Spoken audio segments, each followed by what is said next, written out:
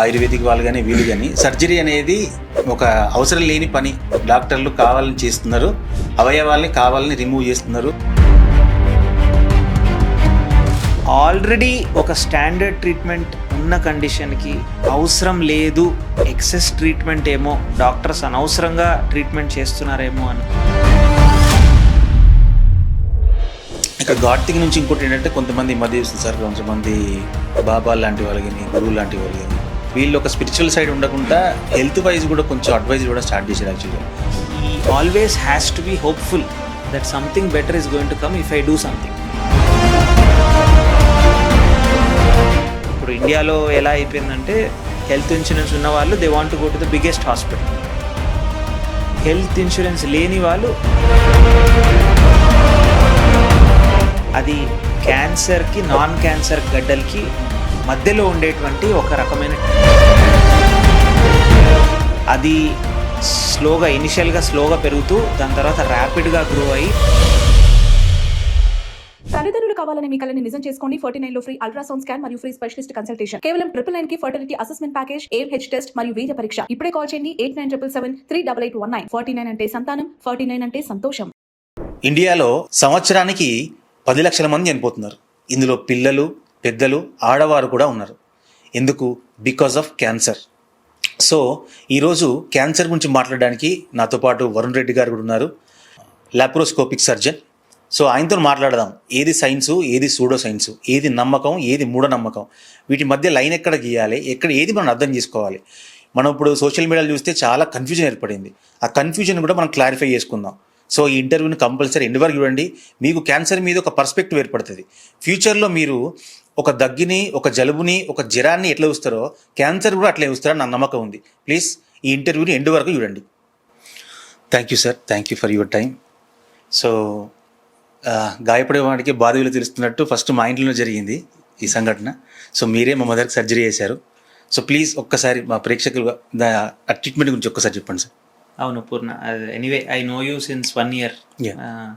అనుకోకుండా కలిసి you showed me report అనుకుంటా, just for a second opinion. Unfortunately fortunate అనుకోవచ్చు, అన్ఫార్చునేట్ అనుకోవచ్చు, అది అర్లీ స్టేజ్లో ఉన్నింది. ప్లస్ ఫైలాయిడ్స్ అనేటువంటి బ్రెస్ట్ ట్యూమర్ లాగా ఉన్నింది. So I told you surgery చెయ్యాలి అని. చేయించానని తెలుసు కానీ ఎలా సార్, కార్పొరేట్ హాస్పిటల్లో కాస్ట్ ఎంత ఉంటాయి, ట్రీట్మెంట్ బాగుంటుందా లేదా, ఫ్యూచర్ ఎలా ఉంటుంది అని you had many doubts. But eventually మీ మదర్ కూడా she got convince for a surgery and it went fine and I think she's doing చాలా బాగుంది సార్. చాలా థ్యాంక్స్ సార్, చాలా బాగుంది ఇప్పుడు తను. సో నాకు అప్పుడు వచ్చిన డౌట్ ఏంటంటే సార్, చాలామంది నేను వీడియో చూసినప్పుడు న్యూట్రిషనిస్టులు కానీ వేరే ఆయుర్వేదిక్ వాళ్ళు కానీ వీళ్ళు కానీ సర్జరీ అనేది ఒక అవసరం లేని పని, డాక్టర్లు కావాలని చేస్తున్నారు, అవయవాల్ని కావాలని రిమూవ్ చేస్తున్నారు అనే ఒకటి అపోహ ఉంది. నేను కూడా అదే అపోహలో ఉన్నా. అంటే కేవలం ఒక న్యూట్రిషన్ వల్ల, ఫుడ్ చేంజ్ వల్ల, లైఫ్ స్టైల్ వల్ల క్యాన్సర్ తగ్గే అవకాశం ఉంటుంది, సర్జరీ దాకా మనం వెళ్ళాల్సిన అవసరం ఉందా అనే డైలమాలు ఉండే. దాని గురించి మీరేం చెప్తారు సార్? ఇప్పుడు పూర్ణ, వన్ థింగ్ ఏంటంటే మోడర్న్ సైన్స్ అనేటువంటిది it rests on the shoulders of giants అనుకోవచ్చు. అంటే ఇది ఒక సేయింగ్ ఏంటంటే మన పూర్వీకుల్లో ఎంతోమంది కష్టపడి కనిపెట్టి మనుషుల్లో ఎక్స్పెరిమెంట్స్ చేసి అప్పుడు ఉండేటువంటి డైనమిక్స్ చాలా డిఫరెంట్. మీరు ఒక స్టోరీ విని ఉంటారు, గెలీలియో మన యూనివర్స్ గురించి, సోలార్ సిస్టమ్ గురించి ఇంకా తెలుసుకోవాలని చెప్పి when he made a statement that earth is not the centre of the universe అన్నప్పుడు he had to go through a lot. In fact ఆ టైమ్స్ వర్ డిఫరెంట్. ప్రతి ఒక్క జనరేషన్, ప్రతి ఒక్క సెంచరీ, ప్రతి ఒక్క డెకేడ్ అనేటువంటిది జనరల్ పబ్లిక్కి ఒక రకమైన యావరేజ్ అవేర్నెస్ అనేటువంటిది ఉంటుంది. సో 100 years బ్యాక్, 100 సంవత్సరాల ముందు మీకు ఎవరైనా క్యాన్సర్ వచ్చింది అంటే అసలు క్యాన్సర్ అంటే ఏంటి అనేది కూడా తెలిసేవాళ్ళు కాదు అప్పుడు. అంటే మనకు ఓల్డ్ జనరేషన్ చూసుకుంటే క్యాన్సర్ అంటే ఆల్మోస్ట్ లిటరలీ డెత్ అన్నట్టే ఉండేది. అది మీ జనరేషన్. ఇంకొక 100-150 అంటే క్యాన్సర్ అంటే ఏంటి అనేది చాలా మందికి తెలియదు. ఈ జబ్బు వస్తే చనిపోతారని తెలుసు. 50 years బ్యాక్ పేరెంట్స్ జనరేషన్ అనుకోవచ్చు, వారు అప్పుడప్పుడే ఇండియాలో Adyar, Tata memorial hospital, AIIMS లాంటి క్యాన్సర్ సెంటర్స్ అనేటువంటివి చూస్తున్నారు. కానీ వారి దృష్టిలో ఏంటి, అమ్మో ఈ జబ్బు వస్తే మనం ఉండేటువంటి సిటీలో అయితే ట్రీట్మెంట్ దొరకదు, ఎక్కడికో వెళ్ళాలి, ఎక్కడికో ట్రావెల్ చేయాలి, అక్కడ ట్రావెల్ చేసిన తర్వాత కూడా ట్రీట్మెంట్ వస్తుందా లేదా కూడా తెలియదు. ఇప్పుడు ఒక 5-6 years 10 yearsగా చాలా అవేర్నెస్ పెరిగింది. సో ప్రతి ఒక్క సిటీలో మంచి సెంటర్స్ ఉన్నాయి, మంచి ట్రీట్మెంట్ ఫెసిలిటీస్ ఉన్నాయి. ఇన్ఫ్యాక్ట్ యూఎస్లో, యూకేలో, అబ్రాడ్లో జరిగేటువంటి రీసెర్చ్ కూడా ఇప్పుడు మనకు ఇమ్మీడియట్గా అందుబాటులో ఉంది. సో ట్రీట్మెంట్కి కొరవలేదు. కానీ దాంతోపాటు we're going in an other phase where ఇంత తెలుసుకున్న తర్వాత కూడా, ఇంత రీసెర్చ్ తర్వాత కూడా, ఒక స్టాండర్డ్ ట్రీట్మెంట్ ఎస్టాబ్లిష్ అయిన తర్వాత కూడా ప్రతి ఒక్క గవర్నమెంట్ అప్రూవ్డ్ సెంటర్స్లో కూడా జరిగేటువంటి ట్రీట్మెంట్ కూడా జనరల్ పబ్లిక్లో క్వశ్చనింగ్ అనేది కంపల్సరీ వస్తుంది. అది హ్యూమన్ మెంటాలిటీ, అందులో తప్పేం లేదు. మనుషులు క్వశ్చన్ చేయకపోతే ఇంకెవరు క్వశ్చన్ చేస్తారు. కానీ ఆల్రెడీ ఒక స్టాండర్డ్ ట్రీట్మెంట్ ఉన్న కండిషన్కి అవసరం లేదు, ఎక్సెస్ ట్రీట్మెంట్ ఏమో, డాక్టర్స్ అనవసరంగా ట్రీట్మెంట్ చేస్తున్నారేమో అన్నది అందులో చాలా తక్కువ నిజం ఉంది. Majority of the time doctors కానీ, ఏ స్పెషలిస్ట్ కానీ, they have to follow what are in the guidelines. అంటే మనం ఒక పేషెంట్ని కానీ లేదంటే ఏదైనా కండిషన్ చూసినప్పుడు నాకు ఇలా అనిపిస్తోంది అందుకనే ఈ ట్రీట్మెంట్ చేస్తున్నాననే అనేటువంటి కాలం వెళ్ళిపోయింది. అది ఉండిండొచ్చు ఒక 200 to 300 years back.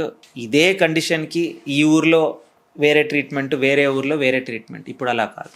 Breast tumour ఉండి ఎర్లీ స్టేజ్లో ఉందంటే మీరు హైదరాబాద్లో వెళ్ళినా, ఢిల్లీకి వెళ్ళినా, యూఎస్కి వెళ్ళినా, యూకేకి వెళ్ళినా ఈ స్టెప్స్ అనేటువంటి ఫాలో కావాలి. ఈ స్టెప్స్ ఉంటే ఫస్ట్ సర్జరీనా లేదంటే కీమోథెరపీనా ఎలా ఇవ్వాలనేది ఫాలో కావాలి. సో ఇప్పుడు చెక్ చేసుకోవడం చాలా ఈజీ. ఒక్క నిమిషం, ఇప్పుడు అసలు ఒక్కసారి మా మదర్కి ఏం జరిగిందని చెప్పండి సార్. ఒక్కసారి మా మదర్కి సర్జరీ అయింది, అదే మీకు అంటే నాకు కూడా తెలుసు కాబట్టి సార్ అడుగుతున్నాను. ఒక్కసారి మా మదర్కి ఏం జరిగింది చెప్పండి. మీ మదర్కి యాక్చువల్లీ బ్రెస్ట్ క్యాన్సర్ కాదు, అది క్యాన్సర్కి నాన్ క్యాన్సర్ గడ్డలకి మధ్యలో ఉండేటువంటి ఒక రకమైన ట్యూమర్, అది ఫిలాయిడ్స్ ట్యూమర్ అంటాం. అది ఇనిషియల్గా స్లోగా పెరుగుతూ దాని తర్వాత ర్యాపిడ్గా గ్రో అయ్యి ఆల్మోస్ట్ బ్రెస్ట్ని ఆక్యుపై చేసేంత సైజ్ వరకు కూడా పెరగచ్చు. సో ఆ ఫిలాయిడ్స్ ట్యూమర్కి జనరల్గా surgery is the answer. Okay. And that to proper surgery అంటే వైడ్ ఎక్సిషన్ చేయాలి. నాన్ క్యాన్సర్ గడ్డలు చేసేటువంటి ఆపరేషన్ లాగా కాదు, క్యాన్సర్ స్పెషలిస్టే wide excision along with muscle కూడా తీస్తాం. సో ఇది చేస్తేనే ఈ పేషెంట్స్కి క్యూర్ అవుతుంది, ప్లస్ ఫ్యూచర్లో మళ్ళీ రాకుండా ఉండేటువంటి ఛాన్సెస్ అనేవి ఉంటుంది. దట్స్ వై సెడ్ ఇనిషియల్గా అది ఫార్చునేట్ అనుకోవచ్చు. అదే బ్రెస్ట్ క్యాన్సర్ అని వచ్చింది అనుకోండి, ఫైలాయిడ్స్ కాకుండా సర్జరీతో పాటు కీమోథెరపీ కూడా పడేది, దెన్ ఆల్ అదర్ ట్రీట్మెంట్స్ కూడా పడేది. So I'm happy that it was phyllodes, plus detect చేసినప్పుడు అర్లీ స్టేజ్గానే ఉన్నింది. సో బ్రెస్ట్ తీసేసి దాని సరౌండింగ్ టిష్యూస్ కూడా తీసేసాం కాబట్టి షీఈస్ క్యూర్డ్ నౌ. అది ఇక్కడ చిన్న ఒక డౌట్ ఉండే సార్. యాక్చువల్గా మీరు అప్పుడు సర్జరీ ముందు కూడా అడిగారు యాక్చువల్గా, అంటే ఆ ట్యూమర్ ముందని తీసేయాలా లేకుంటే ఓవరాల్ బ్రెస్ట్ తీస్తే బాగుంది, మీరు ఏం ఆలోచిస్తున్నారని అడిగారు. అప్పుడు నాకు అసలు కన్ఫ్యూజన్ అయింది, ఇప్పుడు ఏంటిది అక్కడి వరకు చెప్పాలా లేకపోతే మొత్తం పార్ట్ తీసేస్తే ఎట్లుంటుంది అని ఒక భయం ఏర్పడింది. సో మీ డిసైడెడ్ మొత్తం ఓవరాల్ బ్రెస్ట్ తీసారని డిసైడ్ అయ్యారు. ఎందుకు అది? ఎందుకు అంటే వారి బ్రెస్ట్ సైజ్, న్యాచురల్ బ్రెస్ట్ సైజ్కి ట్యూమర్ సైజ్ కంపేర్ చేస్తే ట్యూమర్ చాలా పెద్దగా ఉన్నది. అర్లీ స్టేజ్ అంటే ఎక్కడికి స్ప్రెడ్ కాలేదు, కానీ సైజ్ అనేటువంటిది పెద్దది. సో మినిమం మనం ట్యూమర్తో పాటు ఇంకొంచెం టిష్యూ కూడా తీయాలి, పక్కన ఉండేటువంటి నార్మల్ టిష్యూ కూడా తీస్తేనే ఈ సర్జరీ అనేది కంప్లీట్ అవుతుంది. ఇంకా మిగిలిన బ్రెస్ట్ మీ మదర్లో ఆల్మోస్ట్ ఓన్లీ 10 to 20% ఉండేదేమో. సో అందువల్ల decision was to remove the entire breast. ఒకవేళ బ్రెస్ట్ యంగర్ వాళ్ళు అనుకోండి, 20s ఉన్నారు, 25లో ఉన్నారు, ఇదే సినారియో వచ్చింది అనుకోండి, now we have reconstructive options also.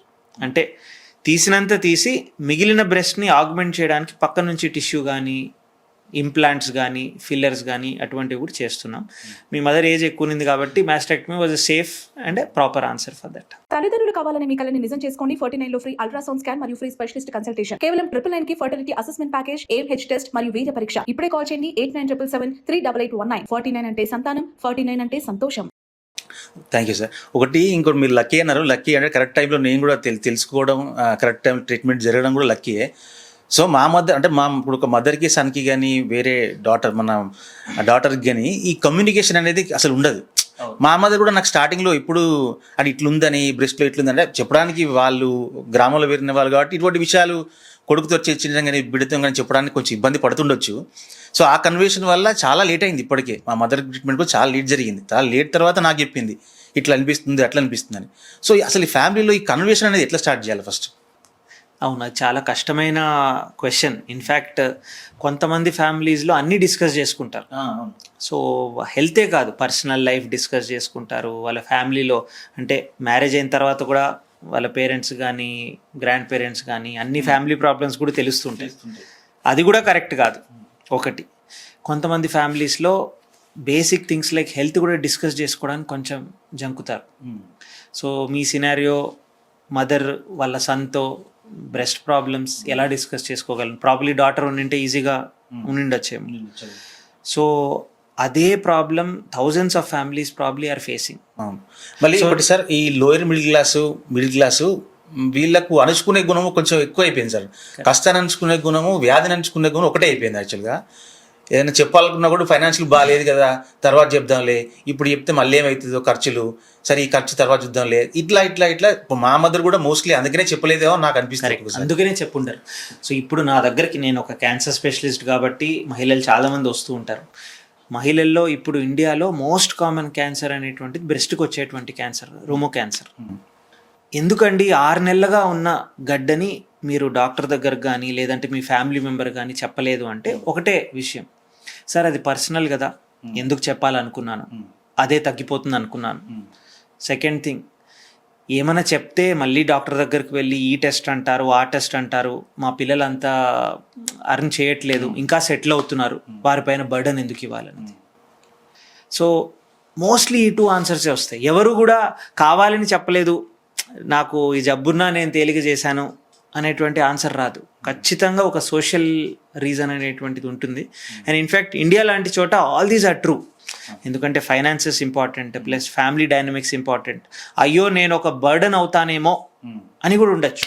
So పిల్లలు ఉంటారు, కొత్తగా పెళ్ళి అయింది, వాళ్ళ ఇంట్లో ముసలి వాళ్ళు ఉంటారు, ఈ ప్రాబ్లం చెప్తే మళ్ళీ వాళ్ళ లైఫ్ ఎఫెక్ట్ అవుతుందేమో, వాళ్ళ ఆఫీస్కి లీవ్ పెట్టాలేమో, డాక్టర్ దగ్గర తీసుకెళ్లాలేమో, ఇవన్నీ చిన్న చిన్న విషయాలు, కానీ ఆ టైంలో అర్థం కావు. అదే సార్, దాన్ని వాళ్ళ ఆలోచన తెలియజేసి తర్వాత ఎంత పెద్ద ప్రాబ్లం ఎదుర్కొంటున్నారనేది అసలు వాళ్ళు కూడా గుర్తించలేకపోతున్నారు. ఇది పెద్దవారు కూడా చూస్తూ ఉంటే దట్ ఇస్ ఎ లెసన్. మీరు అనుకోవచ్చు ఇదేముంది, చిన్న ఇబ్బందే కదా, ఎందుకు చెప్పాలి, మళ్ళీ హాస్పిటల్ దగ్గరకు వెళ్తే వారు లీవ్ పెట్టాలను, నేను ఎవరికో ఇబ్బంది పెడుతున్నానేమో అని. ఇన్ఫాక్ట్ డిలే చేస్తే అది ఇంతకంటే ఎక్కువ ఇబ్బంది పెడుతున్నట్లే అవుతుంది. సో ఎక్కడ సార్ ఇది అంటే, ఇప్పుడు నేనే సన్ను మా మదర్ని ఏం అడగలేను ఈ విషయం, సో వేరే డాక్టర్ ఉన్నా వేరే చెప్పొచ్చేమో, ఎక్కడ ఫ్యామిలీలో క్యాన్సర్కి సంబంధించిన టాపిక్ ఎట్లా స్టార్ట్ చేయాలి అంటే జనరల్గా వాళ్ళకు కూడా ఇప్పుడు తెలియదు. మనకు స్టేజ్ 4 స్టేజ్ 3కి వచ్చేదాకా కూడా అసలు ఏం తెలుస్తుందో ఏం జరుగుతుందో అర్థం కావట్లేదు. ఈ టాపిక్ అనేది ఒక ఫ్యామిలీలో ఎక్కడ స్టార్ట్ చేయాలి, ఎప్పుడు స్టార్ట్ చేయాలి అసలు? సో ఇది చూస్తున్న వాళ్ళకి డైరెక్ట్గా క్యాన్సర్ అనేటువంటి టాపిక్ అనేది స్టార్ట్ చేయని అవసరం లేదు. ఫస్ట్ ఆఫ్ ఆల్ హెల్త్ అనేది మన డే టు డే ఎట్లా డిస్కస్ చేస్తూ ఉంటాం, ఫైనాన్సెస్ అనేటువంటిది అందరు డిస్కస్ చేస్తూ ఉంటారు. వచ్చే నెల ఎలా గడుస్తుంది, ఎంత శాలరీ వస్తుంది, శాలరీ ఇంక్రిమెంట్కి అడగాలా లేదా. హెల్త్ అనేటువంటిది చాలామంది ఇగ్నోర్ చేస్తారు. ఎలా ఉంది హెల్త్ అనేటువంటిది ఫిజికల్ హెల్తే కాదు, మెంటల్ హెల్త్. అక్కడ నుంచి కాన్వర్జేషన్ స్టార్ట్ చేయండి. మీరు డిన్నర్ టేబుల్లో అందరితో పాటు కూర్చొని తింటున్నప్పుడు మెంటల్ హెల్త్ బాగానే ఉందా, వారి వర్క్స్, హస్బెండ్ ఒక చోట వర్క్ చేస్తూ ఉండొచ్చు, వైఫ్ ఒక చోట వర్క్ చేస్తుండొచ్చు. In fact mother maybe housewife, కానీ ఇంట్లో కూడా చాలా స్ట్రెస్సర్స్ ఉండొచ్చు. ఎలా ఉంది, పీస్ఫుల్గానే ఉందా, ఈజ్ సంథింగ్ బాదరింగ్ దెమ్. దాంతోపాటు ఫిజికల్ హెల్త్ అనేటువంటిది 2 రకాలు. ఒకటి, ప్రాపర్ ఎక్సర్సైజ్ చేస్తున్నారా, జనరల్గా వారి ఏజ్కి తగినటువంటి ఫిట్నెస్ ఉందా లేదా, అదొక వంత అయితే, సిమ్టమ్స్ ఇగ్నోర్ చేయకపోవడం కూడా చాలా ఇంపార్టెంట్ ఫ్యాక్టర్. సిమ్టమ్స్ అంటే ఏంటి, మన బాడీ నార్మల్గా ఫంక్షన్ అవుతూ ఉంటుంది, రోజుకి ఇంత తింటూ ఉన్నాము, డైలీ మార్నింగ్ అనేటువంటిది మోషన్ అయితే వస్తుంది, మనం ఇంత వాక్ చేయగలుగుతున్నాం. ఇందులో ఏదైనా మార్పు వచ్చింది అనుకోండి, ఖచ్చితంగా అదొక సిమ్టమ్. అది 3 వారాల కంటే ఎక్కువ, 3 వీక్స్ కంటే ఎక్కువ ఉందంటే you always bring it to the attention of a family member, so that doctor దగ్గరికి వెళ్ళి. చిన్న ఉదాహరణ చెప్తాను. 6 మంత్స్గా ఒక ఎల్డర్లీ జెంటిల్మెన్, 60 years ఉంటాయి, 60-65 ఉంటాయి, బాగా వ్యవసాయం చేసే పర్సన్, బాగా తింటారు కూడా, ఫిట్గా ఉంటారు, బాగానే తింటారు. 6 monthsగా ముందు తిన్నంత తినలేకపోతున్నారు. అదొక పెద్ద ప్రాబ్లం కూడా అనుకోలేదు. 3 weeks అయిపోయింది, 4 weeks అయిపోయింది, అలా 6 months గడిచిపోయాయి. మా దగ్గరకు వచ్చేటప్పటికి ఈ సిమ్టమ్ని చూసి ఎండోస్కోపీ చేసేటప్పటికి అది స్టమక్ క్యాన్సర్ అని తేలింది. ఎందుకని చెప్పలేదు అంటే, సార్ ఇందులో ఏముంది చెప్పడానికి అనుకున్నాను. మీకు ఏమన్నా డిఫరెంట్గా అనిపించలేదంటే అనిపించింది సార్. నేను అంత బాగా తినేవాడిని, అన్నీ ఇష్టపడేవాడిని, సడన్గా స్లోగా తక్కువ తినడం మొదలుపెట్టాను. కొంచెం తిన్నా కానీ ఫుల్గా అనిపించేది. అదొక పెద్ద విషయంగా నేను ఎందుకు చెప్పాలని చెప్పలేదు. కరెక్టే, ఇది సిమ్టమ్. అంటే నేను ఎక్కువ తినట్లేదు అని ఎవరు చెప్పారు. నాకు జ్వరం వచ్చిందని అందరు చెప్తారు, నాకు లూజ్ మోషన్ వచ్చిందని చెప్తారు. ఎక్కువ తినలేకపోవడం అనేది చాలా సటిల్ సిమ్టమ్, కానీ అదొక ఇంపార్టెంట్ సిమ్టమ్. ఎందుకంటే స్టమక్ క్యాన్సర్ అనేటువంటిది this is a primary symptom, early సెటైటీ అంటారు. అంటే తిన్న తర్వాత ఇంతకు ముందు తిన్నంతే తింటున్నాము, కానీ అర్లీగా మనం ఫుల్గా అనిపిస్తుంది. అది కొంతమంది యాన్యువల్ హెల్త్ చెకప్ చేపించుకుంటూ ఉంటారు, ఆఫీస్లో కూడా ఫ్రీగా చేస్తూ ఉంటారు. హిమోగ్లోబిన్ తక్కువ ఉంది. ఇప్పుడు మహిళల్లో పీరియడ్స్ వస్తున్నాయి, హెవీ బ్లీడింగ్ అవుతోంది, వారు అనిమిక్గా ఉన్నారంటే that is fine, that is explainable. Periods bleeding వల్ల కొంచెం అనీమిక్గా ఉన్నారని. అదే ఫిట్గా ఉండేటువంటి 60-year-old మేల్, 60 years మేల్ ఇంతవరకు బాగానే ఉన్నారు, కానీ ఇప్పుడు బ్లడ్ తక్కువ ఉంది, 12 ఉండాల్సిన బ్లడ్ 8 ఉంది. ఎందుకు చెప్పట్లేదంటే మా ఏజ్కి అంతే అనుకున్నానని. అసలు మీకు ఈ టెస్ట్ చేయించమని ఎవరు అడిగినారంటే మా పిల్లలు ఫ్రీగా చేస్తానన్నారు, చేయించుకున్నారు. దాని తర్వాత డాక్టర్ దగ్గరికి ఎందుకు వెళ్ళలేదంటే ఇంపార్టెంట్ అనుకోలేదని. ఇంపార్టెంట్ అనేటువంటిది ఫీవర్, యాక్సిడెంట్ లేదంటే పెద్ద హెల్త్ ఇష్యూనే కాదు. ఈ చిన్న చిన్న థింగ్స్ కూడా మీరు ఫ్యామిలీలో ఇవి కూడా డిస్కస్ చేస్తే, మీకు తెలియకపోయినా మీ పిల్లలు యూట్యూబ్ చూస్తున్నారు, మీకు తెలియకపోయినా మీ పిల్లల వాళ్ళ ఫ్రెండ్స్ డాక్టర్స్ ఉంటారు, వారు at least they can bring it to the attention of everyone. Okay, ఇందులో ఫస్ట్ ఇప్పుడు ఎవరైనా బేసిక్ టెస్ట్లు బేసిక్గా చేయించుకోవాలి, ఫ్యామిలీకి బేసిక్ టెస్ట్లు చేయించుకోవాలంటే క్యాన్సర్కి సంబంధించి అవి ఏం టెస్ట్ సార్ బేసిక్గా? సో బేసిక్ టెస్ట్ అనేటువంటిది క్యాన్సర్ సంబంధించింది స్క్రీనింగ్ టెస్ట్ అంటారు. స్క్రీనింగ్ టెస్ట్ అంటే ఏంటి? మనకు ప్రాబ్లం ఉన్నప్పుడు డాక్టర్ దగ్గరకు వెళ్ళేది అది వేరే, అది ట్రీట్మెంట్ కోసం వెళ్తున్నాం, సొల్యూషన్ కోసం వెళ్తున్నాం. ఏ ప్రాబ్లం లేకపోయినా కానీ, మనం అంతా బాగానే ఉన్నా కానీ, ఒక ఏజ్ దాటిన తర్వాత కొన్ని రికమెండెడ్ టెస్ట్ అనేటువంటివి ఉన్నాయి. ఎక్కువ లేవు, కొన్నే ఉన్నాయి. 45 అంటే 45 దాటిన తర్వాత సంవత్సరానికి ఒకసారన్నా మహిళల్లో బ్రెస్ట్కి స్కాన్ అనేటువంటిది, మ్యామోగ్రామ్ అనేటువంటిది చేయించుకోవాలి. అది ఇప్పుడు యాజ్ చీప్ యాజ్ 1000 రూపీస్ దొరుకుతుంది ఏ ల్యాబ్కి వెళ్ళినా కానీ, సరేనా? అది ఇట్ ఈస్ ఎ రికమెండేషన్. ఎందుకు? బ్రెస్ట్ క్యాన్సర్ చాలా కామన్, మహిళల్లో వచ్చేటువంటి చాలా కామన్ క్యాన్సర్. ఇది అర్లీగా డిటెక్ట్ చేస్తే ట్రీట్మెంట్స్ అనేటువంటిది ఆల్మోస్ట్ 100% క్యూర్ ఇవ్వగలుగుతాయి. అది యంగర్ ఫీమేల్స్లో ప్యాప్స్మియర్ అంటారు, అంటే గర్భసంచి ముఖద్వారం. మీరు గైనకాలజిస్ట్ దగ్గరకు వెళ్తే ఆ టెస్ట్ కూడా చేయించుకోవాలి. ఇంకోటి, బోత్ మేల్స్ ఫీమేల్స్ 60 దాటిన తర్వాత, ఇంతకుముందు 60 ఉండేది, ఇప్పుడు ఇంకా యంగర్ ఏజ్లో 45 దాటిన తర్వాత కూడా అంటున్నారు, 5 సంవత్సరాలకు ఒకసారి పెద్ద పేగు పరీక్ష చేయించుకోవాలి, కొలనోస్కోపీ అంటారు. So this is also an important test. ఇవన్నీ కాకుండా ultrasound thyroid and ultrasound abdomen, especially లేడీస్లో సింపుల్ స్క్రీనింగ్ టెస్ట్. దీంతో అన్ని క్యాన్సర్స్ డిటెక్ట్ అవుతాయా? కావు.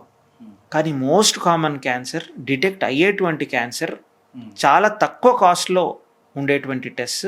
అట్లీస్ట్ ఇవి మిస్ చేయకపోతే మెజారిటీ ఆఫ్ ద పేషెంట్స్లో అర్లీ డిటెక్షన్ అనేటువంటిది చేయొచ్చు. కొంతమంది అడుగుతుంటారు, సార్ ఒక బ్లడ్ టెస్ట్ ఏదో ఉందంట కదా, అది చేయించుకుంటే క్యాన్సర్ తెలిసిపోతుందని. అది బోత్ ఎస్ అండ్ నో. ఎందుకు ఎస్ అంటున్నానంటే, ఈ నడుమధ్య సర్క్యులేటింగ్ ట్యూమర్ సెల్ డిఎన్ఏ అంటూ అటువంటి టెస్ట్లు అనేటువంటివి వస్తున్నాయి. కానీ ఆ టెస్ట్ ఎంతవరకు కరెక్ట్, అన్ని క్యాన్సర్స్ని డిటెక్ట్ చేయగలవా లేవా అన్నది ఇంకా ప్రూఫ్స్ అయితే, వైడ్ స్ప్రెడ్ ప్రూఫ్స్ అయితే లేవు. ఇప్పుడు డేటా వస్తుంది. కానీ అందరికీ ఎందుకు రికమెండ్ చేయట్లేదు అంటే, these are costly test. Mammogram అటువంటి టెస్ట్లు దే ఆర్ క్వైట్ అఫోర్డబుల్, అందరూ చేసుకోగలుగుతారు. ట్యూమర్ ఫ్రీ డిఎన్ఏ అటువంటిది, సెల్ ఫ్రీ డిఎన్ఏ, అవన్నీ మన బ్లడ్లో చెక్ చేయడానికి చాలా కాస్ట్లీ బ్లడ్ టెస్ట్. ఇవి అందరికీ రికమెండ్ చేస్తే ఎంత యూజ్ ఉంటుంది, ఎంత అఫోర్డ్ చేయగలరో అది ఎవరికి తెలియదు. కాబట్టి they are not widespread. ఇప్పటికైతే screening test and all can be done. తల్లిదండ్రులు కావాలని మీ కలని నిజం చేసుకోండి. 49 లో ఫ్రీ అల్ట్రాసౌండ్ స్కాన్ మరియు ఫ్రీ స్పెషలిస్ట్ కన్సల్టేషన్. కేవలం 999 కి fertility assessment package, AMH test మరియు వీర్య పరీక్ష. ఇప్పుడే కాల్ చేయండి 8977738819. 49 అంటే సంతానం, 49 అంటే సంతోషం. సార్, ఈ రోజుల్లో డాక్టర్స్ అంటే ఎంతవరకు ఎథికల్గాను మోరల్గాను ఎంతవరకు కరెక్ట్గా ఉంటున్నారని మీరు అనుకుంటున్నారు సార్? చిన్న ఎగ్జాంపుల్ సార్, యాక్చువల్గా ఒక ఫోన్ చిన్న రిపేర్ వచ్చింది, ఛార్జింగ్ సరిగ్గా ఎక్కట్లేదు, పిన్ పట్టలేదు అని ఒక షాప్కి వెళ్ళాను. అక్కడ ఒక 500-600 అవుతుంది అన్న, అది లోపల ఓపెన్ చేయాలి, సంథింగ్ ఏదో అయిపోయింది. సర్లే అని చెప్పి ఈవినింగ్ చూద్దాంలే అనుకున్నా. అంతలోపు వేరే షాప్ దగ్గరికి వెళ్ళిన. మనోడు ఛార్జింగ్లో వచ్చిన డస్ట్ ఉందన్న క్లీన్ చేస్తే అయిపోతుంది అని డస్ట్ క్లీన్ చేశాడు, పెట్టేశాడు, వచ్చేసింది. 50 రూపీస్ తీసుకున్నాడు. సో అంటే నేను డాక్టర్లను తప్పుపట్టాలని కాదు, ఇప్పుడున్న జనరేషన్లో ఎంతవరకు ఇది. కానీ చాలా రిలవెంట్ క్వశ్చన్ పూర్ణ. ఇన్ఫ్యాక్ట్ ఆ చిన్న ఉదాహరణే తీసుకోవచ్చు. సెల్ ఫోన్ మీరు అన్నది రిపేర్ వచ్చింది, ఒక షాప్ దగ్గరికి వెళ్ళాను, చిన్న డస్ట్ పడింది, అయిపోతుంది అన్నారు. అదే మీరు వేరే షోరూమ్కి తీసుకెళ్ళారు, వారు ఏం చెప్తారు? పూర్తిగా ఓపెన్ చేయాలి, ప్రాపర్గా అసిస్ట్ చేయాలి, అసిస్ట్ చేసిన తర్వాతనే తెలుస్తుంది ఏం చేయాలి, తెలిసిన తర్వాత ఒక రిపోర్ట్ ఇస్తాం. ఇద్దరూ కరెక్ట్ ఉండొచ్చు, సరేనా? చిన్న షాపు డస్ట్ తీస్తే సరిగ్గా అవుతుందని ఖచ్చితంగా మోస్ట్లీ చాలా ఇట్లాంటి సెల్ ఫోన్స్ రిపేర్ చేసి ఆయన ఎక్స్పీరియన్స్తో చెప్పుండొచ్చు. పెద్ద షోరూము ఒకరిది కాదు, పెద్ద ప్రాసెస్ డ్రివన్, 10 మంది ఇన్వెస్టర్స్ ఉంటారు. వారికి ఏది కూడా రేపు లీగల్ ప్రాబ్లం రాకూడదని చెప్పి, సార్ ఫస్ట్ ఓపెన్ చేయాలి, మీ డేటా అంతా కరప్టెడ్ కాకుండా బ్యాకప్ చేయాలి, బ్యాకప్ చేసిన తర్వాత మీ సిగ్నేచర్ తీసుకోవాలి. ఏది కరెక్ట్ ఏది తప్పు? కొంతమంది సిటీలో ఉండేవాళ్ళు, యూఎస్లో ఉండేవాళ్ళు, లేదంటే పాష్ పీపుల్ ఏమనుకుంటారు, ఈ చిన్న షాప్లో సరిగ్గా రిపేర్ అవుతుందా లేదా నా డౌట్, ఆయన ఏమీ చూడకుండానే డస్ట్ తీస్తే అయిపోతుంది అన్నది ఎలా నమ్మాలి అంటారు. కానీ for someone else that might be the correct answer. చూడండి ఎంత ఎక్స్పీరియన్స్డ్, ఏమీ చూడకుండానే డస్ట్ తీస్తే సరిపోతుంది అన్నారు. వేరే వంతు కొంతమందికి ఇది నచ్చచ్చు. చూడండి ఆ షాప్లో ఎంత కరెక్ట్గా ఆ సెల్ ఫోన్ రిసీవ్ చేసుకున్నారు, దాన్ని క్లీన్ చేశారు, దాన్ని ఒక బాక్స్లో పెట్టారు, దాన్ని ఓపెన్ చేసే ముందు కూడా నా కన్సెంట్ తీసుకున్నారు. So these are 2 different ways of looking at the same thing. ఓవరాల్గా I feel more or less doctors are unethical group. ఎథికల్గా లేకపోతే మా డాక్టర్స్ కమ్యూనిటీలోనే తెలుస్తుంది. కొంతమంది డాక్టర్స్ ఎథికల్ కాదు, అన్నెసరీ ఇన్వెస్టిగేషన్స్ రాస్తారు, అన్నెసరీ ప్రొసీజర్స్ చేస్తారు. And I'm not saying that is false, అది నిజంగా కూడా జరుగుతుంది. But the fraction is very very small.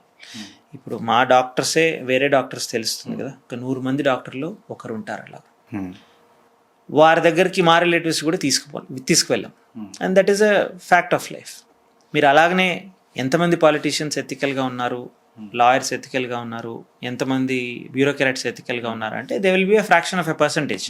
వారి కమ్యూనిటీస్లో అడిగితే వారికే తెలుస్తుంది. But I personally feel doctors are more or less unethical group. కానీ ప్రాబ్లం ఏమవుతుందంటే doctor doesn't come as a single package. ఒక డాక్టర్ అంటూ సడన్గా ఒక చిన్న రూమ్లో కూర్చొని లేదంటే రోడ్డు పైన మీకు కనిపించరు. They are part of a health care system.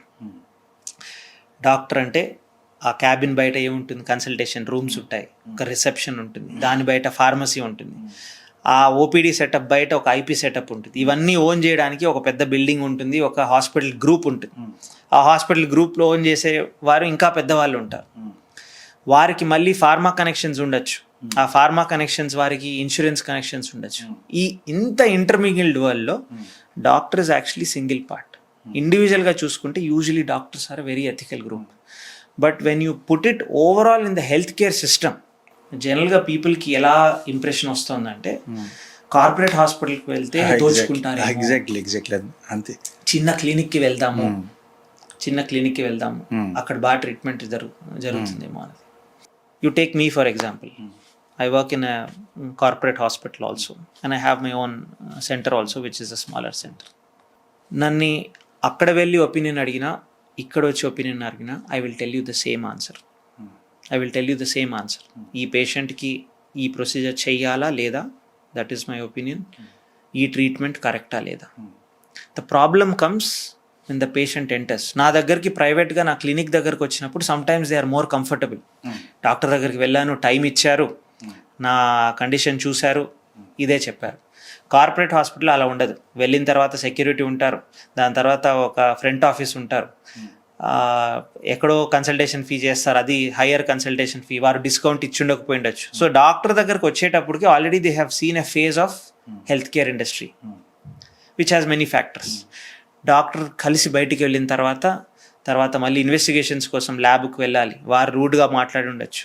మళ్ళీ ఫైనాన్షియల్ కౌన్సిలర్స్ ఉంటారు, వారికి వేరే ప్రెషర్స్ ఉంటాయి. ఆ టారిఫ్ లిస్ట్ చూసుకుంటూ ఇంత ప్యాకేజ్ అనేటువంటి చెప్తారు. డాక్టర్ ఏమంటాడు, ఈ పేషెంట్ నా దగ్గరకు వచ్చారు, వారు ఫార్మింగ్ ఫ్యామిలీ, ఎక్కువ పెట్టుకోలేరు, కానీ ట్రీట్మెంట్ ఏదో ఒకటి చేయాలి, సరే కొద్దో గొప్ప కట్టండి, ట్రీట్మెంట్ అవుతుంది అంటారు. అదే కార్పొరేట్ హాస్పిటల్లో కూర్చున్నప్పుడు డాక్టర్ అది ఇండివిజువల్గా చెప్పలేరు. ఎందుకు చెప్పలేరు? They are part of a system. ఏం ట్రీట్మెంట్ చేయాలనేదే చెప్పాలి. తర్వాత ఫైనాన్షియల్ కౌన్సిలర్ ఒక లిస్ట్ చూసి దీనికి ప్యాకేజ్ ఇంత, దీనికి ఇంత ఖర్చు అవుతుంది, దీనికి ఇంత. సో ఓవరాల్గా చూసుకుంటే usually some patients are left with a bitter feeling in a huge corporate hospitals. They like it when it is a small clinic, డాక్టర్ని ఇండివిజువల్గా కలిశాను, ఇది. కానీ దీస్ ఆర్ 2 డిఫరెంట్ సిస్టమ్స్. ఇప్పుడు కొన్ని అడ్వాన్స్ ప్రొసీజర్స్ కానీ కాంప్లికేటెడ్ సర్జరీస్ కానీ have to be done in that system. I cannot take a patient home and do it in my kitchen. ఆ స్టెరిలిటీ కానీ ఆ అడ్వాన్స్ సిస్టమ్స్ కానీ కావాలి. ఓపీడీ ప్రాక్టీస్ అనుకోండి, అంటే మందులు రాయాలి, పేషెంట్ని చూడాలి, better done in a smaller clinic. అందుకనే as you see ophthalmology clinics అనేటువంటిది పెద్ద పెద్ద హాస్పిటల్ నుంచి చిన్న చిన్న సెంటర్స్కి మూవ్ అవుతున్నాయి, డాక్టర్ రన్ ఫెసిలిటీస్గా. ఎందుకు అంటే there the doctor is the prime face, doctor is the owner, doctor is the decider. ఆఫ్థల్మాలజీకి అంత కాంప్లికేటెడ్ ఐసీయూ సెటప్ కానీ అన్ని అడ్వాన్స్డ్ ఇది ఎక్విప్మెంట్ కావాలి, కానీ అన్ని ఇంటర్ డిసిప్లినరీ అవసరం లేదు. అక్కడ doctor is able to do the best that is possible for a patient. అదే ఆఫ్థల్మాలజీ సెంటర్ ఒకవేళ పెద్ద కార్పొరేట్ హాస్పిటల్ మధ్యలో ఉన్నింది అనుకోండి, పువర్ పేషెంట్ వచ్చారు, doctor will not be able to give you that discount, ఒకవేళ ఇలా మాట్లాడుకుంటే. అండ్ యూనివర్సల్ ఇన్సూరెన్స్ ఉన్నప్పుడు, ఒకవేళ 100% ఇండియాలో అందరికీ హెల్త్ ఇన్సూరెన్స్ ఉందనుకోండి, దిస్ క్వశ్చన్ అబౌట్ డాక్టర్ ఎథికల్లా లేదా అన్నది 90% తగ్గిపోతుంది. ఇన్ఫ్యాక్ట్ ఆ టైంలో you will be able to make out రియల్గా అనెథికల్ డాక్టర్స్ ఉంటే మీకు తెలిసిపోతుంది. చాలామంది ఏమనుకుంటారు, ఈ హాస్పిటల్కి వెళ్ళాము, ఆ హాస్పిటల్ వారు చాలా ఎక్కువ కాస్ట్ చెప్పారు, అందుకని అన్ఎథికల్. నేను వేరే చిన్న హాస్పిటల్కి వెళ్ళాను, తక్కువ చెప్పారు, వారు ఎథికల్ అని. అందరికీ హెల్త్ ఇన్సూరెన్స్ ఉందనుకోండి, అందరికీ pricing will be almost same. మీరు ఏ డాక్టర్ దగ్గరికి వెళ్ళినా కానీ అన్నెసరీ ప్రొసీజర్ చెప్పడానికి లేదు, అవసరమైన ప్రొసీజరే చెప్పాలి. So just imagine, wish for a world where this universal health coverage, universal health insurance. So ఇటువంటి 90% మీకు ఈ ఇష్యూస్ అనేటివి తగ్గిపోతాయి. సో ఇప్పుడు మన కంట్రీలో కూడా చాలా మంది పొలిటీషియన్స్ మాట్లాడేది విద్య, ఒకటి వైద్యం, ఈ 2 కంపల్సరీ మాట్లాడారు. ఈ 2 ఫ్రీ అవ్వాలంటారు సార్. యాక్చువల్గా మీ దృష్టిలో మన కంట్రీలో వైద్యం ఎలా ఉంది? ఫ్రీ అంటే ఎవరో ఒకరు కట్టాలి దానికి. ఇప్పుడు గవర్నమెంట్ కడుతోంది అంటే ట్యాక్స్ పేయర్స్ కడుతున్నారు. ఆ విధంగా గవర్నమెంట్ అక్యుములేట్ చేసి అందరికీ ఫ్రీ చేయొచ్చు. That is one way. కొన్ని కంట్రీస్ ఏమనుకుంటాయి, అలాగ చేస్తే క్వాలిటీ తగ్గుతుందేమో, ఎందుకంటే గవర్నమెంట్లో మళ్ళీ కరప్షన్ ఉండొచ్చు, అందరికీ అందుతుందేమో, let us keep it in a private setup అని. నా ఉద్దేశంలో it should be both. They should be basic సర్వీసెస్కి, ఎమర్జెన్సీ సర్వీసెస్కి, ప్లస్ యూనివర్సల్ హెల్త్ కేర్కి there should be a strong system. Plus advance procedures, once in a lifetime events, అటువంటి వాటికి insurance అనేటువంటిది ఉండాలి. Not that it has to be paid out of pocket. మీకు insurance ఉన్నింది అనుకోండి, ఈ క్వశ్చన్స్ రావు. Doctor కావాలని నా ఫేస్ చూసి ఎక్కువ చెప్తున్నారా, లేదంటే నేను వచ్చిన కార్ చూసి ఎక్కువ చెప్తున్నారా, మీకు జరగాల్సిన ప్రొసీజర్ ఇది. ఇన్సూరెన్స్ కంపెనీస్కి మీ రిపోర్ట్స్ అన్నీ పంపిస్తాం, వాళ్ళు అప్రూవల్ ఇస్తేనే ఈ సర్జరీ చేస్తాం అన్నది. So it should be a combination of both. Overall మీద చెప్పిన దాంట్లో ఇన్సూరెన్స్ అనేది చాలా కీ పాయింట్ ఉంది సార్. యాక్చువల్గా నేను కూడా మిస్ అయ్యాను, మా మదర్కి ఇన్సూరెన్స్ చేయించలేదు యాక్చువల్గా. మీకు అందుకని లాస్ట్ టైం నేను మీ మదర్కి ట్రీట్మెంట్ సజెస్ట్ చేసేటప్పుడు కూడా చెప్పాను, మీకు కావాలంటే వేరే డాక్టర్ దగ్గర కూడా వెళ్ళండి. 10 డిఫరెంట్ డాక్టర్స్ దగ్గరికి వెళ్ళినా కానీ సర్జరీ అనే చెప్తారు ఈ కండిషన్కి. Because we are all educated in the same way. వారి ఎగ్జాక్ట్ స్పెషాలిటీ కాకపోయినా వారి కొలీగ్స్ని కనుక్కున్నా కానీ సర్జరీ అనే చెప్పాలి. But where you want to get then is your choice. ఆ డిసిషన్ ఎందుకు మారుతుంది? ప్రైజింగ్ బట్టి మారుతుంది, మీరున్న లొకేషన్ బట్టి మారుతుంది, మీకు ఇన్సూరెన్స్ ఉందా లేదా అని కూడా మారుతుంది. లాస్ట్లోనే డాక్టర్ వస్తారు జనరల్గా. ఇప్పుడు ఇండియాలో ఎలా అయిపోయిందంటే, హెల్త్ ఇన్సూరెన్స్ ఉన్న వాళ్ళు they want to go to the biggest hospital, health insurance లేని వాళ్ళు they want to go to the cheapest hospital. అలా ఉండకూడదు. You should have adequate health insurance cover majority of the population, and most hospitals in your area, మీ ఏరియాలో ఉండేటువంటి హాస్పిటల్సే చూస్ చేసుకోండి. అందులోనే ఈ స్పెషాలిటీకి సంబంధించిన హాస్పిటల్ ఉంటుంది, యూ గో దేర్. ఇలాంటి యూనివర్సల్ కవరేజ్ లేదు కాబట్టి సమ్టైమ్స్ కొన్ని సెంటర్స్లో there is lot of rush, కొన్ని సెంటర్స్లో తక్కువ ఉంది. ఇన్సూరెన్స్ కవరేజ్ లేదు కాబట్టి there are lot of conflicts that happen between patients and hospitals. తల్లిదండ్రులు కావాలని మీ కలని నిజం చేసుకోండి. 49 లో ఫ్రీ అల్ట్రాసౌండ్ స్కాన్ మరియు ఫ్రీ స్పెషలిస్ట్ కన్సల్టేషన్. కేవలం 999 కి fertility assessment package, AMH test మరియు వీర్య పరీక్ష. ఇప్పుడే కాల్ చేయండి 8977738819. 49 అంటే సంతానం, 49 అంటే సంతోషం. సార్ యాక్చువల్గా సర్జన్ అనేది చాలా అంటే మిగిలిన డాక్టర్స్తో కంపేర్ చేస్తే సర్జన్ అనేది కొంచెం క్రిటికల్ జాబు, ఒక రకంగా డేంజరస్ అని కూడా అనొచ్చు. ఎందుకంటే కొంచెం ఇటైనా అటైనా ఓవరాల్ ఎఫెక్ట్ మొత్తం డాక్టర్ మీదే పడుతుంది. మనం ఇప్పుడు డాక్టర్స్ మీద ఎన్ని దాడులు జరుగుతున్నాయి అనేది మనం చూస్తున్నాం. సో మీరు సర్జన్ అయినప్పుడు మీరు ఎందుకు అసలు సర్జన్ కావాలనుకున్నారు ఫస్ట్? అంటే దట్ వాజ్ అ ప్యాషన్ అనుకోండి. సో మెడిసిన్ వెళ్ళిన తర్వాత వి సీ డిఫరెంట్ స్పెషాలిటీస్. అంటే కొంతమందికి సర్జన్స్ ని చూసి ఇన్స్పైర్ అవుతారు. అంటే వారి టీచర్స్ లో చిన్న అర్జున్ సీన్ సర్జన్ కావాలరా, touch the blood, see the everything, kick వస్తుంది అని అంటాడు ఒక మాట. అలాంటిది అంటే ఎవ్రీవన్స్ పర్సనాలిటీ ఇస్ డిఫరెంట్. ఇప్పుడు సర్జన్ పర్సనాలిటీ జనరల్గా మోర్ ఫ్లాంబోయంట్ ఉంటుంది అండ్ రిజల్ట్ ఓరియంటెడ్ ఉంటుంది. సర్జరీ వెళ్ళే ముందు ఈ ప్రాబ్లం ఉన్నది పేషెంట్కి, నేను 2 hours సర్జరీ చేసిన తర్వాత ఈ ప్రాబ్లం అనేది సాల్వ్ కావాలి. That is their main goal. నేను ఆంకో సర్జన్ కాబట్టి most of the times are surgeries are much longer. 6 hours ఉండొచ్చు, 8 hours కూడా ఉండొచ్చు. సో దానికి స్టామినా కూడా ఉండాలి. So it is a multifaceted job. So మీకు ఆ జీల్ కూడా ఉండాలి, plus you should be proud that you are a surgeon. అంటే you are given the opportunity that you can take someone's health in your hand and do the best that is possible. ఇందులో మేము operation థియేటర్లో ఉన్నప్పుడు ఏదైనా తప్పు జరిగితే మా పైన దాడులు జరుగుతాయని ఎవ్వరు కూడా అనుకోరు. That is the last thing that can make. అలాంటి మెంటాలిటీ ఉంటే జనరల్గా సర్జన్స్ కావడం కూడా కష్టం. మన కంట్రీలో చూసుకుంటే మోస్ట్ డాక్టర్స్ మీద చాలా అటాక్స్ జరిగిన సందర్భాలు ఉన్నాయి, ఇప్పటికీ జరుగుతున్నాయి ఉండొచ్చు. బట్ మీరు అన్నది సర్జన్ మైండ్లో ఆర్ ఏ డాక్టర్ మైండ్లో కూడా ఈ ట్రీట్మెంట్ చేస్తే ప్రాబ్లం అవుతుందో అనేది జనరల్గా ఉండదు. సర్జన్కి అస్సలు ఉండదు. ఎందుకంటే సర్జరీ టైంలో ఆ ఫోకస్ ఎలా ఉంటుందంటే what is the next step that is going to come, అది న్యాచురల్గా రావాలి. ఇందులో మన మైండ్ ఎక్కడికో వెళ్ళి పేషెంట్ రిలేటివ్స్ అటాక్ చేస్తారా, లేదంటే ఏదన్నా వేరే ప్రాబ్లం వస్తుందని all that is of our mind. అదొకటి. ఇంకోటి it is an exciting field. Exciting field అంటే ఇప్పుడు ఓపెన్ సర్జరీ తర్వాత లాప్రోస్కోపిక్ సర్జరీ వచ్చాయి, రోబోటిక్ సర్జరీ కూడా వచ్చింది. రోబోటిక్ అంటే robot save, we only do that surgery. And today there was robotic surgery as well which we completed. 10 years back లేవు. ఇన్ఫ్యాక్ట్ నేను MBBS చేస్తున్న టైంలో కూడా robotic surgery was very sparse. ఇప్పుడు I'm using it on a day to day basis. నేను ఒక చోట ఇట్లా చైర్లో కూర్చొని I'm able to operate with my fingers. Patient లోపు ఎగ్జాక్ట్ సేమ్ రెప్లికా లాగా it is able to replicate and with more precision. అంటే చిన్న చిన్న మైన్యూట్ బ్లడ్ వెసిల్స్ కానీ అవన్నీ కూడా బెటర్గా. సర్జరీ చేసేటప్పుడు యాక్చువల్గా ఫియర్ ఉంటుంది సార్, ఒక భయం ఉంటుందా? అంటే జనరల్గా సర్జరీకి ముందు మీ మైండ్ సెట్ ఎలా ఉంటుంది అసలు? యాక్చువల్లీ ఇప్పుడు డ్రైవింగ్ కొత్తగా నేర్చుకునే వాళ్ళకి ఫియర్ ఉంటుందా? ఉంటుంది. సర్జరీ స్టార్ట్ చేసేటప్పుడు ఖచ్చితంగా ఫియర్ ఉంటుంది. ఫియర్ లేదే ఆ అడ్రినలిన్ ఉండదు. You will not care enough that it matters. So same with driving. ఇప్పుడు కొత్తగా డ్రైవింగ్ స్కూల్కి వెళ్ళి ఎవరైనా డ్రైవింగ్ నేర్చుకున్నారు, కొత్త హైవేలో డ్రైవ్ చేస్తున్నారు, ఒక భయం అనేది ఉంటుంది. అదే 5 years డ్రైవ్ చేసిన తర్వాత పెద్దగా పట్టించుకోం కదా. సో కానీ సర్జరీలో ఏంటంటే every surgery is different, plus cancer surgery is even different. అంటే మీరు ఒక సెట్ వే అన్నది ఒక్కోసారి ఉండకపోవచ్చు.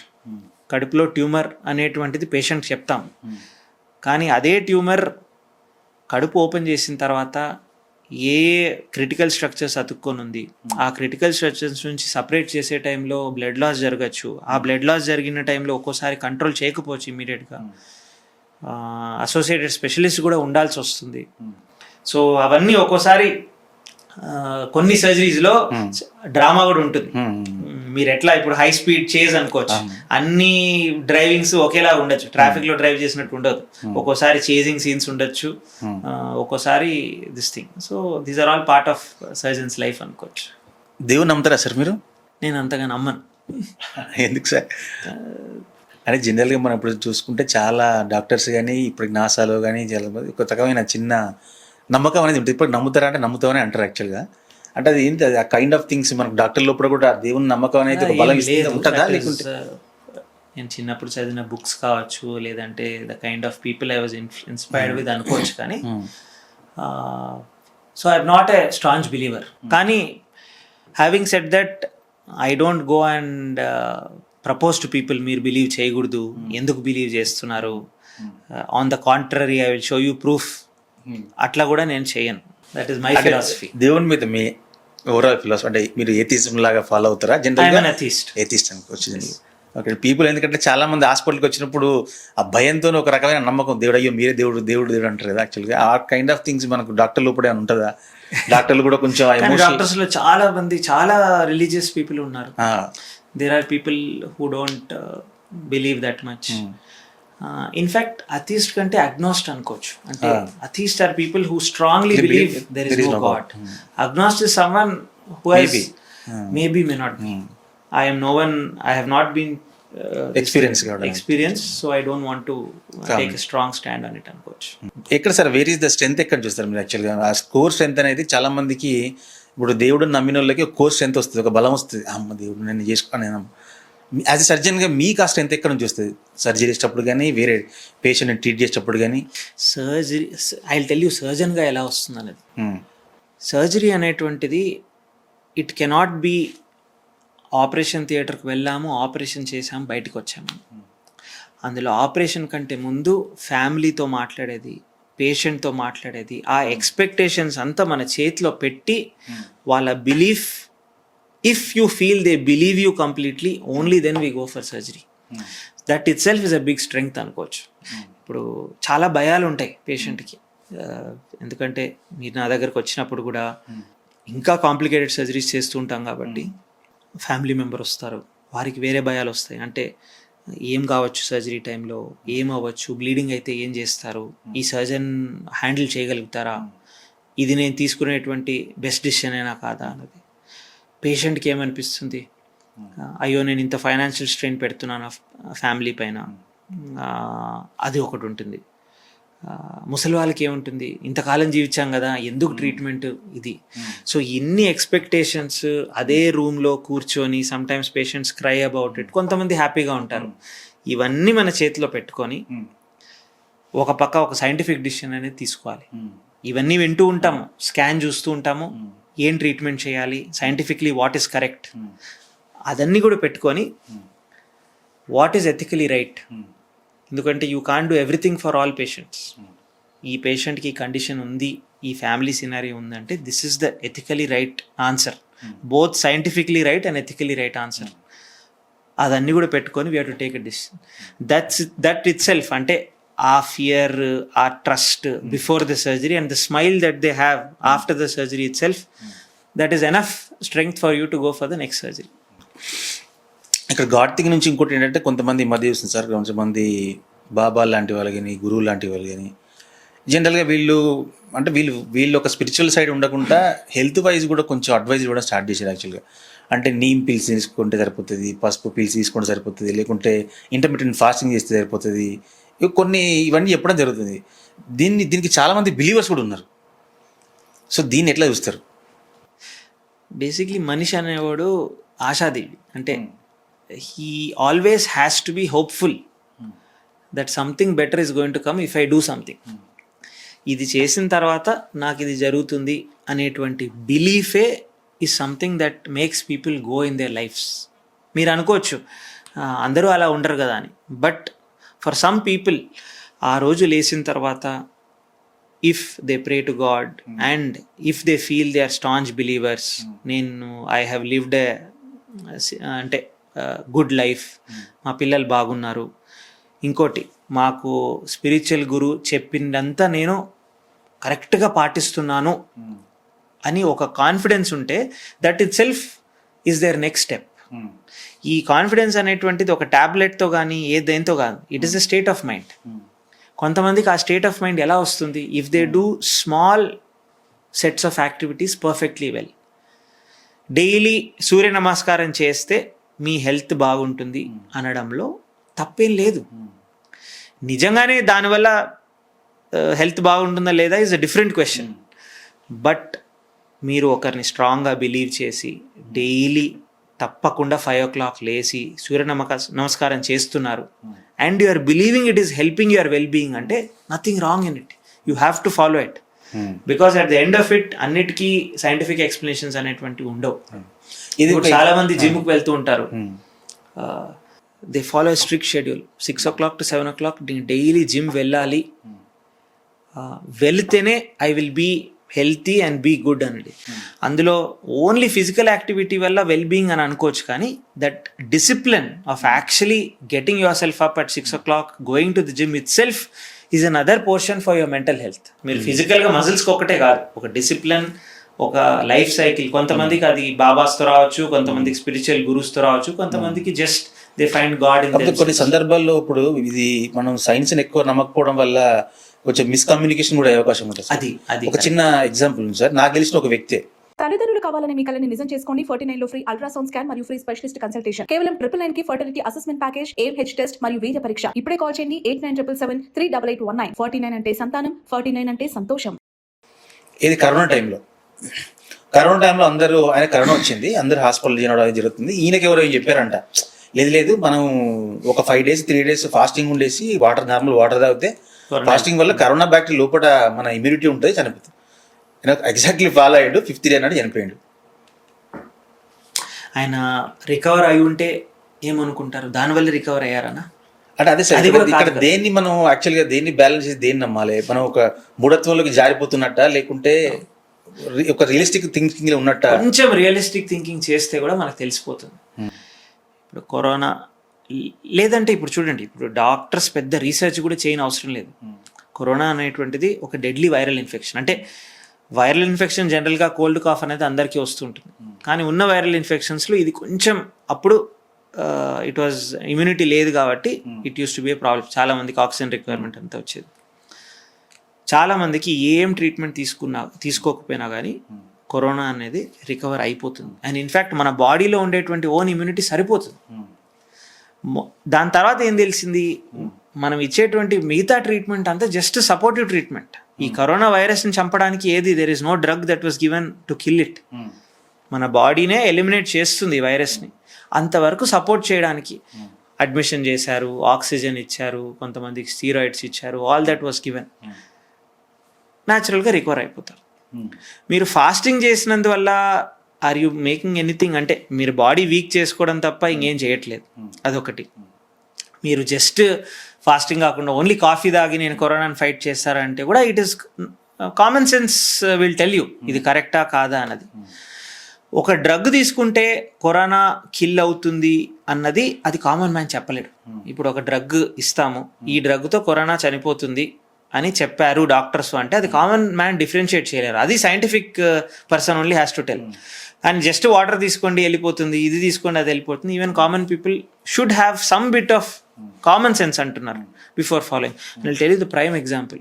Curable cancer stages even today 2026లో కూడా చిన్న breast cancer, 2 cm breast cancer పెట్సీటోలో ఎక్కడా లేదు. People have made the mistake of surgery అయితే అవాయిడ్ చేయొచ్చు కదా, ఎవరో చెప్పారు మా ఊర్లో, మా ఓన్ బ్లడ్ తీసుకొని దాన్ని కొంచెం ప్రాసెస్ చేసి మళ్ళీ ఇచ్చేస్తే క్యూర్ అవుతుంది అని. I will tell you 10 out of 10 times they will be wrong. Definitely tumour అనేది పెరుగుతుంది, దాని తర్వాత it is going to go to other places and curable stage అనేది అన్క్యూరబుల్ స్టేజ్ అనేది వెళ్తుంది. మీకు అంతగా నమ్మాలని ఉంటే you take an opinion from another person. నేను ఇది నమ్మాలనుకుంటున్నాను కానీ నాకు కరెక్ట్ అనిపించట్లేదు, నేను వేరే వాళ్ళని అడుగుతాను. మీ ఫ్రెండ్స్నే కావచ్చు, డాక్టర్ అవసరం లేదు. Someone else who is not blinded by such thoughts will tell you అరే ఇట్లా కరెక్ట్ కాదు, దీంట్లో ఏం లాజిక్ లేదు, ఇలాగ చాలా మంది మోసపోయిన వాళ్ళు కూడా ఉన్నారు అనేది. అదే సార్, ఇప్పుడు ఈ నమ్మకానికి మూఢనమ్మకానికి మధ్య లైన్ అసలు ఎక్కడ మనం అంటే ఎట్లా ఆలోచించాలి, లైన్ ఎక్కడ క్రాస్ చేయాలి? పూరలు అటే బిలీవ్ చేయడం కాకుండా ఇటే బిలీవ్ చేయడం కాకుండా అది కష్టం, చాలా కష్టం. అందుకనే అంటారు ఒక సొసైటీ మూఢనమ్మకంలో ఉన్నారంటే అదే వాళ్ళ నమ్మకం. ఇప్పుడు ఒక అండమాన్లో ఒక ఐలాండ్ ఉందనుకోండి, వారికి ఏదో నమ్మకం ఉందనుకోండి, దాంట్లో 1000 పీపులే ఉన్నారు, వారికి ఏదో నమ్మకం ఉంది. వారు ఏమనుకుంటారు, ఎవ్రీ ఇయర్ మనము ఈ యానిమల్ని చంపితే దాని తర్వాత ఈ హెల్త్ బెనిఫిట్స్ ఉంటాయి అనుకోండి. ఆ 1000 పీపుల్ నమ్ముతున్నారు, దాన్ని మార్చలేం. That is part of their life. So అందుకనే అది కల్చరల్ ప్రాక్టీస్కి, మూఢనమ్మకానికి, ఎగ్జాక్ట్ సైన్స్కి డిఫరెన్షియేటింగ్ లైన్ అనేది ప్రతి జనరేషన్ బ్లర్ అవుతూనే ఉంటుంది. 100 years బ్యాక్ ఉండేటువంటి సైంటిఫిక్ ఎవిడెన్స్ కూడా ఇప్పుడు డిస్ప్రూవన్. ఇప్పుడు ఉండేటువంటి రోబస్ట్ సైంటిఫిక్ ఇన్ఫర్మేషన్ కూడా 100 years 200 years తర్వాత డిస్ప్రూవ్ కావచ్చు. కానీ ఓవరాల్గా don't do something very stupid. ఇప్పుడు ఎవరైనా చెప్పారనుకోండి, బిల్డింగ్ నుంచి ఈ బిల్డింగ్ అంటే ఏ బిల్డింగ్ నుంచి దుంకినా కానీ you will damage your self, కానీ ఈ ఒక్క బిల్డింగ్ నుంచి జంప్ చేస్తే మీరు సూపర్ మ్యాన్ అయిపోతారనో లేదంటే ఏదైనా హెల్త్ బెనిఫిట్ వస్తుంది. నమ్ముతారా అటువంటి వాళ్ళని? కానీ ఇన్ ద జనరల్ సెన్స్ ఒక 1000 పీపుల్లో ఒకరైనా నమ్మే వాళ్ళు ఉంటారు. వారిని ఐడెంటిఫై చేసి కరెక్ట్ చేయాల్సిన responsibility is the societies responsibility. So మూఢనమ్మకాలు అనేటువంటివి పుడుతూనే ఉంటాయి, న్యూ కాన్సెప్ట్స్ అనేటువంటి ఒరిజినేట్ అవుతూనే ఉంటాయి. యాజ్ అ సొసైటీ కొంచెం కామన్ సెన్స్ మనం మెయింటైన్ చేస్తే will be able to get away. Hard facts అనేటువంటివి కనిపించవు. ఒక డాక్టర్కి ఒక న్యూట్రిషనిస్ట్కి వీళ్ళిద్దరి మధ్య డిఫరెన్స్ ఏంటి సార్? కేవలం న్యూట్రిషన్తోనే 3rd స్టేజ్ ఆఫ్ క్యాన్సర్ని 4th స్టేజ్ ఆఫ్ క్యాన్సర్ను కూడా కేవలం ఫుడ్తోనే తగ్గించవచ్చు. సర్జరీ దాకా వెళ్ళాల్సిన అవసరం లేదు, డాక్టర్లు నమ్మి అనవసరం మోసపోవాల్సిన అవసరం లేదు, డెడ్ బాడీ లాగా తయారవ్వద్దు అంటున్నారు. ఇలా కాన్ఫరెన్సెస్లో కూర్చొని లేదంటే డిబేట్స్లో కూర్చొని డైరెక్ట్గా డిబేట్ చేయరు కానీ, but this cannot be one on a debate. ఇది డిబేట్ కాదు. అంటే ఎవరు గట్టిగా మాట్లాడతారు, ఎవరు చురుగ్గా మాట్లాడతారు, లేదంటే ఎవరు తెలివిగా మాట్లాడతారు అన్న దాని గురించి కాదు. Sugar intake, too much sugar intake cancer feed చేస్తుంది, టూ మచ్ కార్బ్స్ క్యాన్సర్ వస్తుంది. సో ఇప్పుడు మీరు జెనెటిక్స్ అన్నారు కదా సార్, క్యాన్సర్ లో జెనెటిక్స్ రోల్స్ ఏంటి సార్?